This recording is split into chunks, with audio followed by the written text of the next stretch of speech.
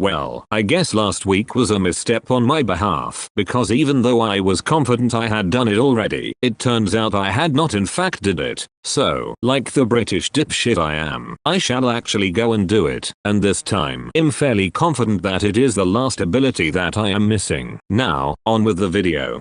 Welcome to Ability Analysis, where we shall analyze all of the unlockable alternate abilities in the game before we act like a bunch of astrophysicists and pretend like we know what we're doing. Today, we shall be becoming discount Draculas and looking at the Vampweed and all of its statistics and quirks. Let's get started.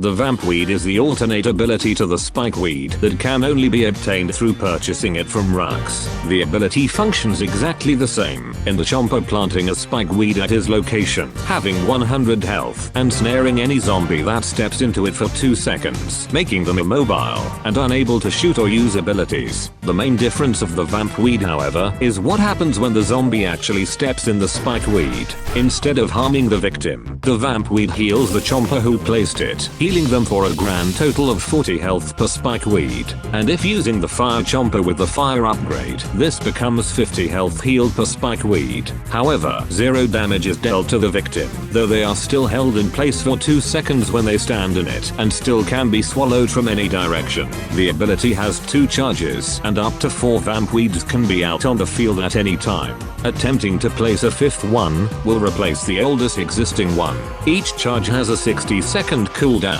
though one charge is instantly replenished upon successfully swallowing an enemy. Now, to compare the two, which is better, and why? Well, the standard Spikeweed has more charges initially available at 3, making slip-ups and misuses less punishing, as well as allowing you to more easily lock down areas on short notice. Whilst its damage output may not be the greatest at only a total of 50, it can contribute to a Chomper's damage output. We then have the Vampweed, which offers survivability in the form of 40 healing over a rapid duration, which can be powerful if the user is capable of constantly swallowing enemies, especially if they combine it with the self-healing of Count Chompula, which when in combination with his self-healing can become 90 health back per swallowed victim, and even more with the damage upgrades. Though it has less charges available, cannot camouflage into most environments at all, and has absolutely no damage at all, meaning that unless you happen to need healing at the time a zombie randomly steps on one, it will essentially do nothing to them at all.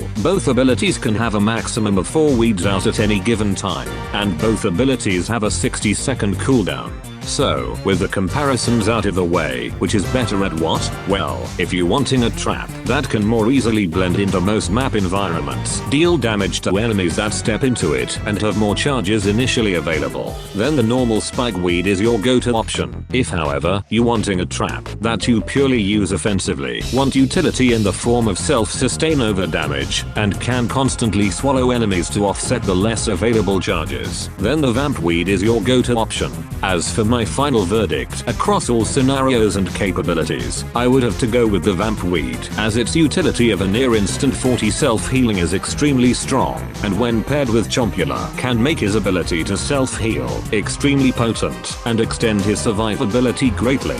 Hopefully this time, the ability analysis series may properly conclude, with all of the abilities properly covered, excluding the bling ones. Thanks for watching, and don't forget to subscribe for more shit like this. Have fun.